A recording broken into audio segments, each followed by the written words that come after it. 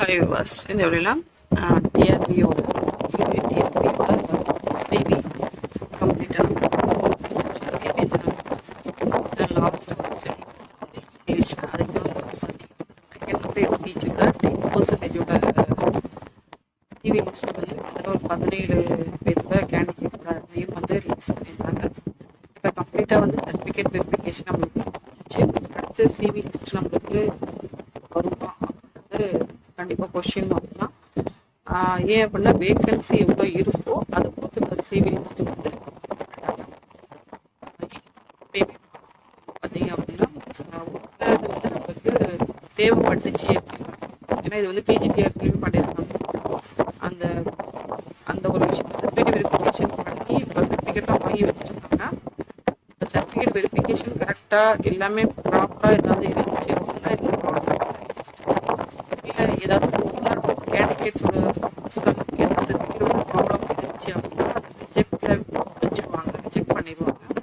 So அந்த வேக்கண்ட்டுக்கு அந்த காலி பண்ணங்களுக்கு திருப்பி வந்து செகண்ட் பிஜிடிஆர்பி எக்ஸாம் நடந்துச்சு, ஒரு கேண்டிடேட் தேவைப்படுறது அப்படின்னா அதுக்கு எத்தனை பேருக்கு வர சொல்கிறாங்க அவங்க பண்ணியிருக்காங்க. இதே யூஜிடிஆர்பிக்கும் அது மாதிரி சில விஷயங்கள் நமக்கு இது வந்து ரெடி வந்து சர்டிஃபிகேட் வெரிஃபிகேஷன் கம்ப்ளீட்டாக முடிச்சுட்டு அவங்களுக்கு சர்டிஃபிகேட்டில் எஸ்யூசஸ் ஏதாவது இருந்துச்சு ப்ராப்பராக இல்லாமல் இம்ப்ராப்பர் சர்டிஃபிகேட்ஸ் நம்ம ஏதாவது இருந்துச்சு அப்படின்னா ஸோ இது மாதிரி அந்த ரிலவெண்ட் டிபார்ட்மெண்ட்டுக்கு கேண்டிடேட்டை வந்து திருப்பி வந்து ஷெட்யூல் பண்ணி அனுப்புவாங்க. அது மாதிரி வாய்ப்புகள்லாம் நம்மளுக்கு வரும். சரிங்களா? கம்ப்ளீட்டாக பார்த்தீங்கன்னா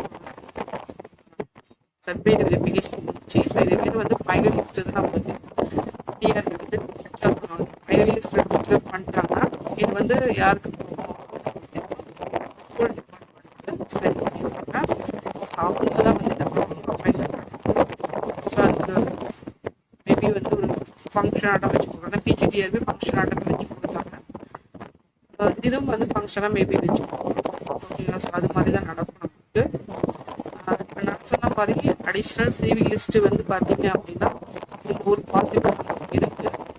இல்லை வேக்கன்சி ஏதாவது வந்து நம்ம இன்க்ரீஸ் எது பண்ணாங்க அப்படின்னா அதுக்கும் நம்மளுக்கு சிவி லிஸ்ட் ரெடியாகி வரும்.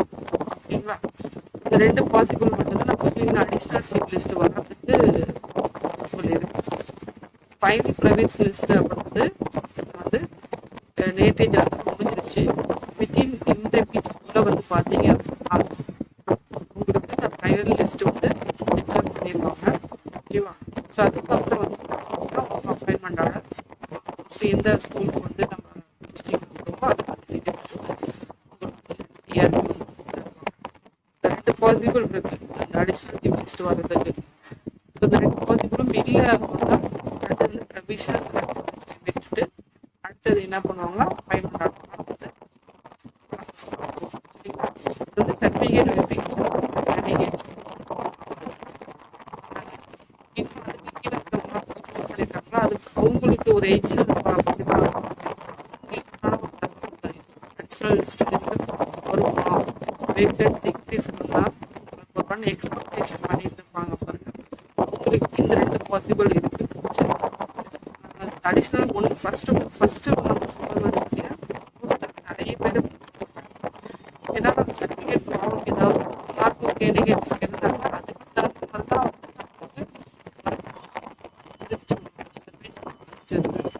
சரிங்களா?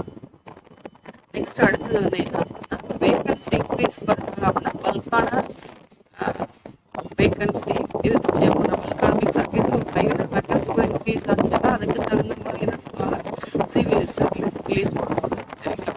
ஸோ இந்த தகவல் வந்து நெக்ஸ்ட்டு ப்ராசஸ் செலெக்ஷன் லிஸ்ட் கண்டிப்பாக வந்து மிக விரைவில் உங்களுக்கு இந்த வீக்குள்ளே அஸ்வாத ஒரு வெனஸ்டே தேர்ஸ்டேக்குள்ள நம்மளுக்கு என்ன பண்ணணும் கண்டிப்பாக லிஸ்ட்டு வந்து அடுத்ததே வந்து லிஸ்ட்டு வெளியாச்சு அப்படின்னாலே அதுக்கு அடுத்த நாளே வந்து பார்த்தீங்க அப்படின்னா அப்பாயின்மெண்ட் ஆர்டர் உங்களுக்கு எந்த ஸ்கூல் அப்படின்றத கண்டிப்பாக டிக்ளேர் பண்ணால் சீக்கிரமாகவே 1 வீக்கில் வந்து பார்த்தீங்க அப்படின்னா ப்ராசஸ் வந்து யூஜிடிஆர்பியோட ப்ராசஸ் வந்து எந்த ஒரு